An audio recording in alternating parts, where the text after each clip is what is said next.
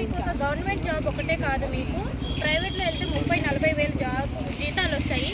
బయట దేశాల్లో పోతే లక్షలలో జీతాలు ఉంటాయి మీకు. ఇది ఒకటే కాదని అలాంటి హామీ ఇచ్చారు సార్ మాకు. అలాంటి హామీ ఇచ్చారు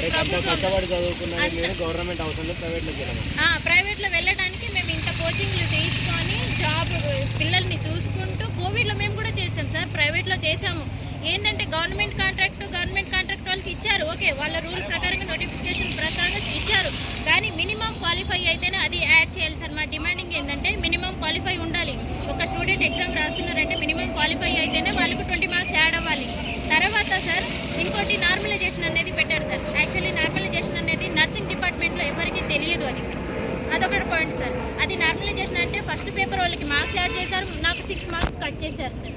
6 మార్క్స్ కట్ చేస్తే 48.88లో పెట్టారు. అది పర్సంటేజ్ అనుకోవాలా లేకపోతే ఏమైనా ఇదవుతుందేమోనని ఇక్కడ దాకా వచ్చినాము. మానవతా రాయ గారిని కలుస్తామన్నాము.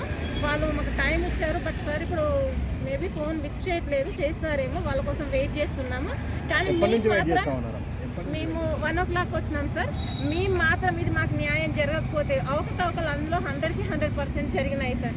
దాన్ని ప్రక్షాళన చేయాలి. ప్రతి ఒక్క నోటిఫికేషన్ చేసినారు. వాస్తవానికి మాకు అప్పుడే మేము భయపడ్డాం, మీ రిజల్ట్ వస్తుంది. అప్పుడు మేము రూమర్స్ అనుకున్నాం, ఇవన్నీ జాబ్స్ అమ్ముడు పోయినాయి అవి ఇవి అని అంటే రూమర్స్ ఉంటాయి అనుకున్నాం. కానీ ఈరోజు ఈ పద్ధతి చూస్తుంటే తెలుస్తుంది. ఎందుకంటే దాని గురించి ఎవరు మాట్లాడట్లేరు. ఇంతమంది స్టూడెంట్స్ తిరుగుతున్నారు, కొంతమంది